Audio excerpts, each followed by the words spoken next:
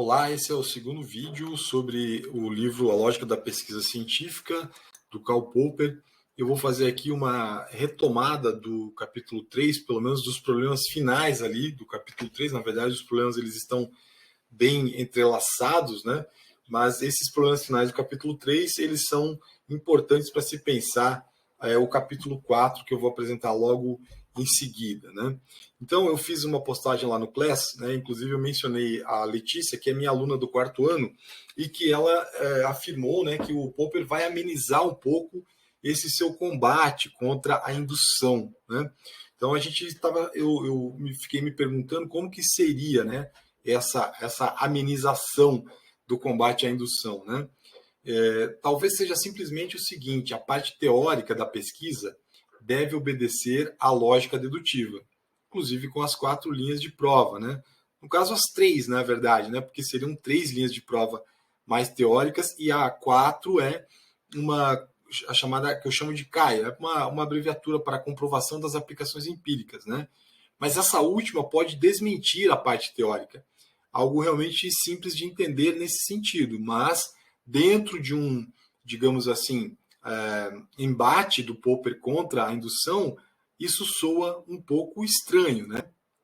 Vamos separar, portanto, né, 3 linhas de provas teóricas de um lado e a comprovação de aplicações empíricas, ou CAI, como prova prática de outro. Assim, teoria e prática são separadas. É quase um clichê aqui, né? Essa separação entre teoria e prática. A teoria deve obedecer à lógica dedutiva, mas a prática pode falsear ou desmentir a teoria. A princípio seria isso, né? ênfase na 4 aí, né? Na comprovação das aplicações empíricas, que podem sim falsear toda a parte teórica, mesmo que essa obedeça aos aclamados e defendidos parâmetros da lógica dedutiva, né? Então, é um problema, né, que, de certa forma, faz com que o Popper mantenha a sua afirmação da defesa da lógica dedutiva, sem que ele negue a pesquisa empírica, né? Sem que ele vire um negacionista dos resultados empíricos, né? O grande dilema é que, caso estejamos no caminho certo, seguindo a sugestão da Letícia, e que é uma sugestão coerente com o texto, né, teríamos que cobrar de Popper que ele admite que a prática seria o critério da verdade, né? A aplicação empírica, prática, e que, portanto, um aspecto indutivo prevalece como última palavra sobre a parte teórica dedutivista. Ou talvez não última palavra, mas com o poder de negar aquilo que a teoria dedutivista propõe, né? Então a gente teria um esquema mais ou menos como esse aqui, né? Linhas de provas teóricas, né? Dedução seriam a comparação lógica das conclusões, né? A investigação da forma lógica da teoria e a comparação com outras teorias, né?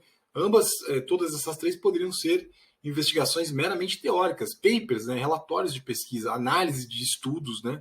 Que é uma coisa que se faz hoje em dia, né? Você consegue fazer uma análise de milhares de pesquisas, né? E obter um resultado que talvez seja até diferente das pesquisas, daquilo que as pesquisas individualmente propuseram. Então você teria isso aqui, né, como linhas de provas teóricas, né? De outro lado, você teria a linha de prova empírica, né, que obedece ao princípio da indução, a aplicação empírica, né, dos resultados lá, né? Então, essa seria uma outra dimensão, talvez, né, podemos dizer assim, da pesquisa, né? E que, de certa forma, vai, em alguma medida, isso aqui pode desmontar, né, aquilo que a teoria dedutiva propôs, né? Então, essa comprovação das aplicações empíricas, né? Sei lá, eu tenho uma ideia aqui para um medicamento novo, isso pode ser, eu posso fazer uma pesquisa de cunho teórico, né? Analisar vários papers mundo afora, né? Os estudos são publicados em bancos de dados muitas vezes disponíveis das universidades. Eu posso chegar a formular uma nova ideia para um medicamento. Mas, quando eu vou fazer a aplicação empírica desse medicamento, eu vou seguir o princípio da indução. E isso pode, eventualmente, pôr por água abaixo, né? Colocar abaixo ali aquilo que a pesquisa teórica dedutiva propôs, né? Então isso é uma primeira coisa, né? E eu vou agora em seguida aqui para, né? Aliás, aqui ainda teria essa relação, né? Linhas de prova teóricas da dedução e linha de prova empírica, indução. Essa indução aqui, essa linha de prova empírica pode engolfar todas as outras, né? Portanto, desmontar, né, aquilo que é proposto, desmentir ou falsificar um termo que vai aparecer e que é importante aí na filosofia do Popper, né? Então, continuando aqui, eu vou agora para o capítulo 4, né, que é o problema da demarcação. Vamos fazer a leitura aqui, então, né? Dentre as muitas objeções que se podem fazer à concepção aqui exposta, a mais séria é talvez a que refiro em seguida. Com rejeitar o método de indução, poder-se-ia dizer privo a ciência empírica daquilo que constitui aparentemente sua característica mais importante. Isto quer dizer que afasto as barreiras a separar a ciência da especulação metafísica. Essa é uma afirmação aqui no começo do parágrafo do capítulo 4, né? Vocês percebem que parece até um pouco contraditória com o que foi dito anteriormente, porque ele admitiu lá, né, uma linha de prova como a linha de prova empírica. Resta saber se ele estava compreendendo, então, que aquela linha, né, aquela CAI lá, comprovação de aplicação empírica, é também dedutiva. Daí seria uma coisa realmente incompreensível para mim, pelo menos até o momento, né, turma? Mas vamos em frente aqui. E a resposta a tal objeção é de que a razão principal de eu rejeitar a lógica indutiva consiste precisamente em ela não proporcionar conveniente sinal separador do caráter empírico, não metafísico de um sistema teorético. Em outras palavras, consiste em ela não proporcionar adequado critério de demarcação. Denomino problema de demarcação o problema de estabelecer um critério que nos habilite a distinguir entre as ciências empíricas de uma parte e a matemática e a lógica, bem como os sistemas metafísicos de outra. Então seria algo como isso aqui, né? As ciências empíricas, matemática, sistemas metafísicos e lógica, numa mistura, numa miscelânea, né? E se busca aí uma separação propriamente disso aqui, uma demarcação. Talvez por uma questão de clareza, mas ainda não é suficientemente claro por que seria necessário, por exemplo, separar a ciência empírica da lógica, né? Não vejo muito argumento, aparentemente, né? A menos que se entenda a lógica indutiva, né? Aí faz sentido, mas por conta do combate do Popper à lógica indutiva, né? Mas o que ele busca, então, é isso aqui, ó, né? Essa demarcação, né? Entre ciências empíricas desse lado, sistemas metafísicos, matemática e lógica do outro. Os indutivistas alegam que se você tirar a indução, você acaba com essa separação, né? Você voltaria para esse estado aqui, né? E o Popper alega que não, né? O Popper alega que a indução não é um critério adequado, tá? Pelo menos podemos entender assim, para essa separação, né? Esse problema foi abordado por Hume, que tentou resolvê-lo. Com Kant, tornou-se o problema central da teoria do conhecimento, né? Se, acompanhando Kant, chamarmos ao problema da indução problema de Hume, poderíamos chamar ao problema de Kant o problema da demarcação, né? Apenas uma denominação, né? Desses dois problemas, fonte de quase todos os outros problemas da teoria do conhecimento, o da demarcação é, a meu ver, o mais importante. O problema do Hume era o da indução, né? Que era aquele argumento do Sol lá, né? Mas que é de como se pode obter um conhecimento, né? Digamos assim, sendo que a gente não tem acesso a um enunciado universal, ou seja, a gente não tem propriamente acesso a uma totalidade de um conjunto para poder fazer uma afirmação verdadeira e a partir disso deduzir, né? A partir dessa totalidade verdadeira, deduzir logicamente enunciados singulares, né? Enfim, é um problema que aí já vai passando do Hume para o Kant, né, na história da filosofia, né? A razão principal por que os epistemologistas de tendências empiricistas propendem para o método de indução está, aparentemente, em crerem que só tal método pode oferecer um critério adequado de demarcação. Isso se aplica de maneira especial aos empiristas que seguem a bandeira do positivismo. Vamos ver como é que isso se desenrola, né? Os velhos positivistas só desejavam admitir como científicos ou legítimos os conceitos, ou noções, ou ideias que, como diziam, derivassem da experiência, ou seja, os conceitos que acreditavam ser logicamente reduzíveis a elementos da experiência sensorial, tais como sensações ou dados sensoriais, impressões, percepções, lembranças visuais ou auditivas e assim por diante. Então, eu pergunto aqui, o positivismo seria redutível, talvez seja melhor, né, a percepções sensíveis, né? Ou seja, o positivismo seria basicamente uma doutrina voltada para aquilo que é percebível, né, perceptível, detectável do ponto de vista sensorial? É uma dúvida, né? Vamos em frente aqui. Os positivistas modernos têm condição de ver mais claramente que a ciência não é um sistema de conceitos, mas antes um sistema de enunciados. Tá? Então está sendo feita aqui uma diferenciação, né? Para os positivistas modernos, ciência não é um sistema de conceitos, mas um sistema de enunciados. Essa diferenciação soa, né, estranha, tá? Porque todo conceito tem um conjunto de enunciados, né? E todo enunciado tem um conceito, ou até mesmo um conjunto de conceitos. É difícil de compreender bem essa distinção, né?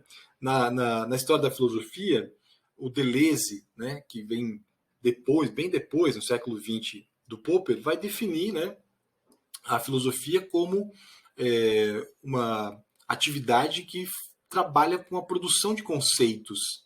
A filosofia seria essencialmente a produção de conceitos, né? E diferente de outras áreas, né, como a ciência e as artes, por exemplo, que teriam outros tipos de práticas, né? Mas para os positivistas modernos, segundo o Popper, ciência não é um sistema de conceitos, ciência é um sistema de enunciados, tá? É claro que aí está se estabelecendo uma diferença talvez entre ciência e filosofia, já previamente, né? Para a filosofia, de acordo com o Deleuze, a filosofia é a produção de conceito, né? E até mesmo dá para a gente voltar mais no tempo e entender o conceito ligado à ideia, que aí seria a formulação originária da história da filosofia lá com Platão, né? Com o platonismo. A primeira atividade da filosofia seria essa capacidade de contemplar ideias, né? De, digamos assim, abordar as ideias, né, de alguma maneira, sair do plano meramente físico, por assim dizer, rumo a uma metafísica das ideias, né? Isso lá no Platão, né? Nesses termos, os positivistas modernos desejam admitir como científicos ou legítimos tão somente os enunciados reduzíveis a enunciados elementares ou atômicos da experiência, a juízos de percepção ou proposições atômicas, ou sentenças protocolares. E que mais? É uma pergunta que o Popper se faz ali, né? Bom, não dá para entender ainda exatamente o que seriam esses enunciados elementares, né? Mas talvez sejam juízos de percepção muito básicos, né? Talvez aquilo que possa ser detectado de forma assim indubitável, né? Num certo sentido, contrariando lá um pouco a teoria do conhecimento do Descartes, né, que colocava em dúvida justamente aquilo que nos é mostrado pelos sentidos, né? Enfim, vamos em frente aqui, né? Positivistas modernos admitem como científicos ou legítimos somente os enunciados redutivos, os enunciados elementares. Não, isso já falei, né? Vamos para frente. Para Popper, portanto, este modelo volta a ser basicamente indutivista. É estranho, né? Ele diz isso, claro está aqui. O critério implícito de demarcação é idêntico à exigência, de uma lógica indutiva. Tá? Ele está insistindo nisso. Né? Já que rejeito a lógica indutiva, devo também rejeitar todas essas tentativas de resolver o problema da demarcação. Com essa rejeição, o problema ganha em importância na investigação presente. Encontrar um critério aceitável de demarcação deve constituir-se em tarefa básica para qualquer epistemologia que não aceite a lógica indutiva. Bom, resta saber se ele está aqui não aceitando a lógica indutiva, inclusive naquela comprovação de aplicação empírica, né? Porque lá a gente não consegue ver muito bem como seria possível pensar numa lógica dedutiva para aquilo, né? Já que qualquer aplicação empírica que você fizer, né, você vai fazer com uma lógica indutiva. Por exemplo, se você fizer uma prótese para o teu cliente, você vai fazer para... Talvez você vai testar em 5 clientes, né? Dentro de uma faixa etária, por exemplo, né, você poderia dizer, olha, eu tenho uma ideia dedutiva aqui para uma nova prótese, vou testar ela em 5 crianças, né? Uma idade de 10 a 12 anos, por exemplo, né? Aí você testa e você generaliza, você diz, então, em geral, é possível que essa prótese sirva para qualquer criança dessa faixa etária, né? Mas é claro que isso há uma probabilidade, talvez, de uma criança ser um pouco maior, um pouco menor, e aquela mesma prótese não servir. Em todo caso, estaríamos aqui praticando a indução probabilística do Reichenbach, que foi tão combatida lá atrás, né? Tarefa básica para qualquer epistemologia que não aceite a lógica indutiva: encontrar um critério aceitável de demarcação. Os positivistas normalmente interpretam o problema da demarcação de maneira naturalista. Interpretam-no... Bom, vou continuar aqui, a Alexa estava me interrompendo para dar um lembrete, né? Vamos lá. Os positivistas normalmente interpretam o problema da demarcação de maneira naturalista. Interpretam-no como se ele fosse um problema de ciência natural. Sabe-se lá o que isso quer dizer, né? Mas eu tenho mais ou menos uma intuição do significado dessa frase, mas vamos em frente. Em vez de tomá-lo como razão que os leve a empenhar-se em propor uma convenção adequada, acreditam estar obrigados a descobrir uma diferença decorrente da natureza das coisas, por assim dizer, entre ciência empírica de um lado e metafísica de outro. Poxa, isso aqui é realmente curioso, né? Olha só. Positivistas buscam uma diferença de natureza entre ciência empírica de um lado e metafísica de outro. Portanto, a natureza da ciência empírica seria diferente da natureza da metafísica. Quando se fala aqui em natureza das coisas, né, você está te falando talvez de do ser das coisas, né, uma espécie de ontologia das coisas, digamos assim, né. Aí, nesse caso, a ciência empírica teria uma espécie de substância, né, da natureza dela é diferente da substância da metafísica. A metafísica talvez até seja algo desprovido de substância, né.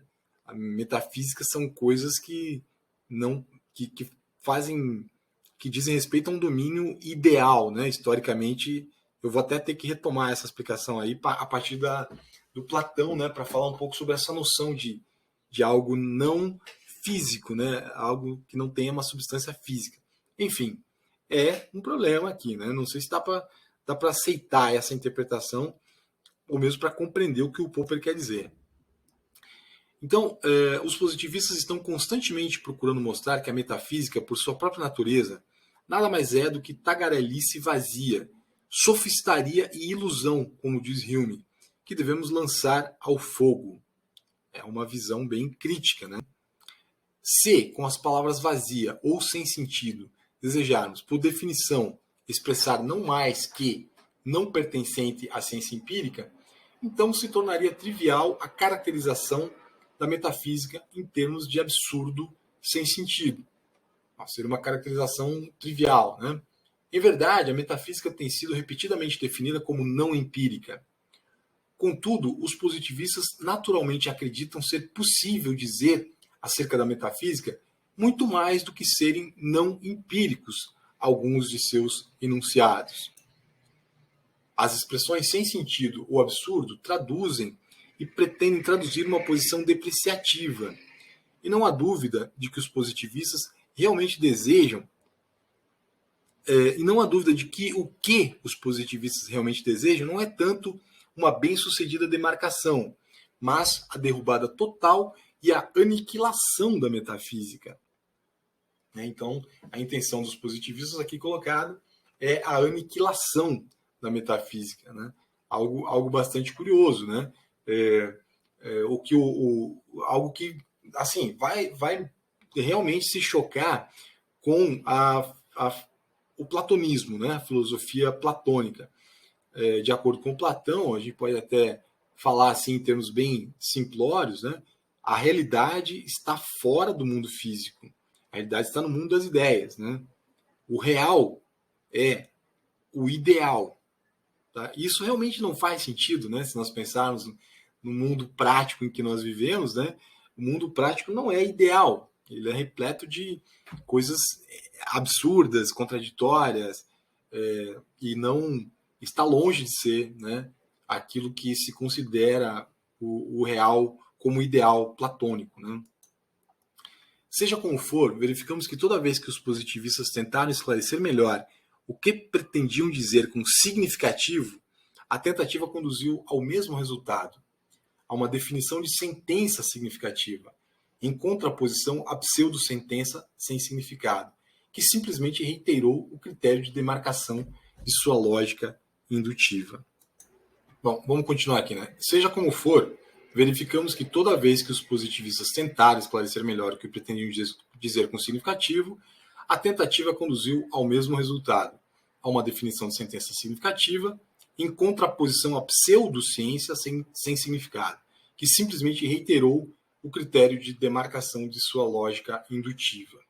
É um problema difícil, uma frase de difícil compreensão, né? Qual a diferença entre dizer algo significativo e dar uma definição de sentença significativa? Uma diferença talvez meramente formal, né?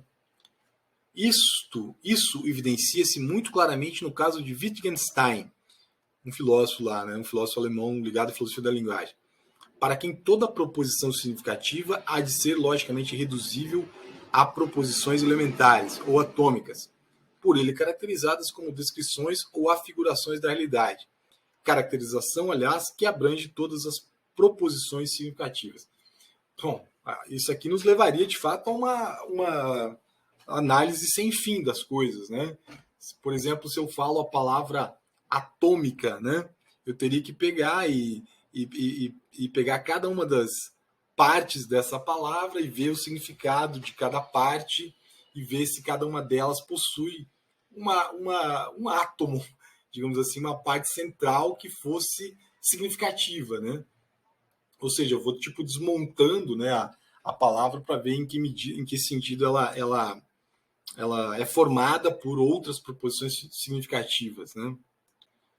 Podemos ver dessa maneira que o critério de significatividade de Wittgenstein coincide com o critério de demarcação dos indutivistas, contanto que se substitua as palavras científico ou legítimo por significativo.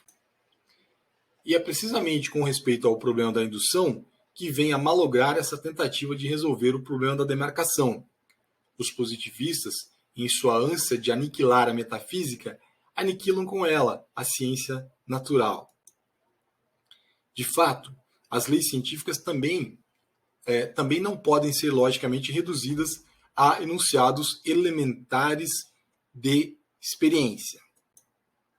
Se coerentemente aplicado, o critério de significatividade proposto por Wittgenstein leva a rejeitar como desprovidas de sentido as leis naturais, cuja busca, em palavras de Einstein, constitui o trabalho mais elevado de um físico. Elas nunca podem ser aceitas como enunciados genuínos ou legítimos. Talvez porque alguns, né, enunciados físicos, alguns deles não possam ser de fato perceptíveis, né, ou contrariem a percepção natural. Né? A tentativa feita por Wittgenstein, no sentido de denunciar o problema da indução como um pseudo-problema vazio, foi apresentada por Schlick. Né? Nota, segundo esse autor, nunca se pode falar de uma verificação absoluta de uma lei, ela sempre pode ser alterada diante de novas experiências. Bom, enfim, vamos em frente aqui. Foi apresentada por Schlick da seguinte maneira: o problema da indução consiste em buscar uma justificação lógica dos enunciados universais acerca da realidade. Né? Para Schlick, o problema da indução busca uma justificação lógica dos enunciados universais acerca da realidade. Reconhecemos com Hume que essa justificação lógica não existe. Não pode haver justificação alguma, simplesmente porque os enunciados universais não são enunciados genuínos. É uma afirmação drástica, né? Nota 2. Segundo esse autor, uma lei natural não tem o caráter de um enunciado, mas antes o de uma descrição para a formação de enunciados. É como aquela afirmação, né, dos dias, né?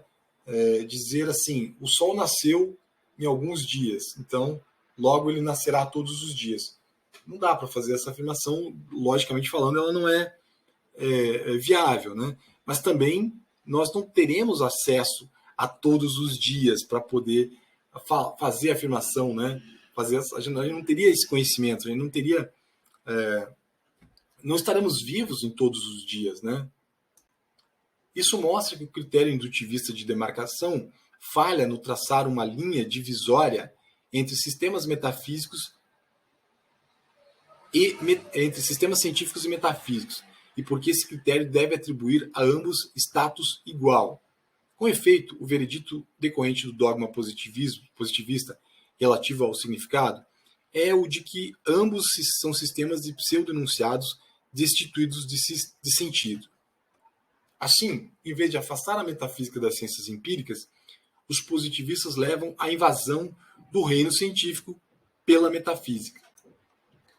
Contrastando com esses estratagemas antimetafísicos em intenção, né? Quero dizer, meu objetivo, tal como vejo, não é o de provocar a derrocada da metafísica. É antes o de formular uma caracterização aceitável de ciência empírica ou de definir os conceitos ciência empírica e metafísica de maneira tal que, a propósito de determinado sistema de enunciados, possamos dizer se seu estudo mais aprofundado coloca-se ou não no âmbito da ciência empírica. Meu critério de demarcação deve, portanto, ser encarado como proposta para que se consiga um acordo ou se estabeleça uma convenção. As opiniões podem variar quanto à oportunidade de uma convenção desse gênero. Todavia, uma discussão razoável dos temas em pauta só é viável se os interlocutores têm um objetivo comum. A determinação desse objetivo é, em última análise, uma questão de tomada de decisão, ultrapassando, por conseguinte, a discussão racional.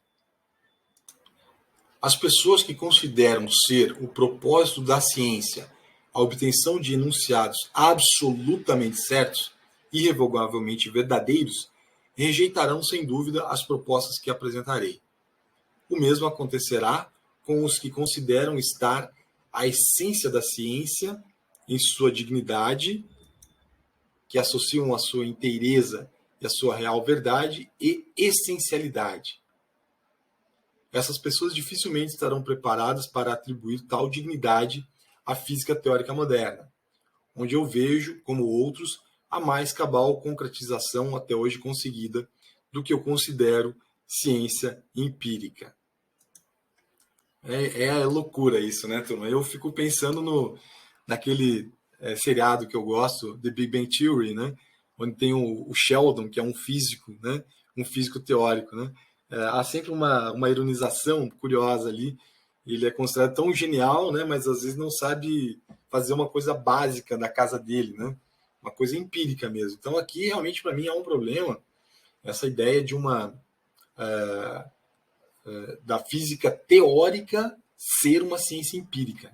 Realmente isso aqui já é uma coisa ainda mais paradoxal, né? Os objetivos da ciência, no meu entender, são diferentes dos citados acima. Não procuro justificá-los, todavia, alegando que sejam os verdadeiros e essenciais objetivos da ciência. Isso equivaleria a uma distorção e a um retorno ao dogmatismo positivista. Só existe um meio, até onde me é dado ver, de defender racionalmente as minhas propostas. Consiste, em suma, em analisar-lhe as consequências lógicas, exibir-lhe a fertilidade, ou seja, o poder que as propostas adquirem quando se trata de elucidar questões da teoria do conhecimento. Admito com sinceridade que, ao formular minhas propostas, fui guiado por juízos de valor e por algumas predileções de ordem pessoal, mas espero que as propostas se tornem aceitáveis para os que apreciam não só o rigor lógico, mas também a ausência de dogmatismos.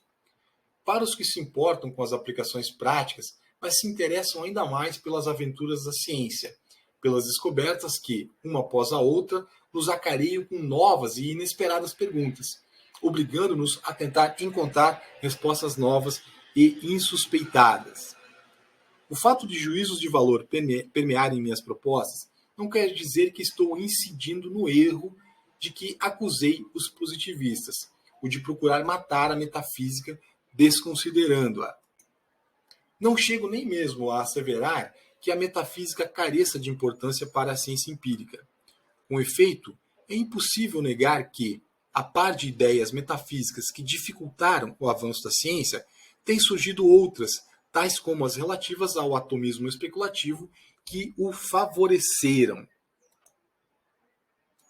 Encarando a matéria do ponto de vista psicológico, inclino-me a pensar que as descobertas científicas não poderiam ser feitas sem fé em ideias de cunho puramente especulativo, e por vezes assaz nebulosas, fé que, sob o ponto de vista científico, é completamente destituída de base, e, em tal medida, é metafísica.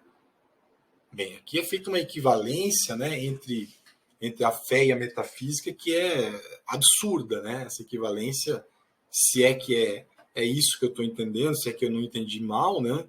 Mas uma metafísica como a platônica, por exemplo, ela é baseada numa lógica, não exatamente numa fé. Né? Uma religião, ela é realmente baseada na fé, mas ela não necessariamente ela tem um caráter metafísico, né? Tem gente que acha que a religião é uma coisa concreta, por assim dizer, uma coisa física, né? Então isso aqui dá pano para manga para se entender, né?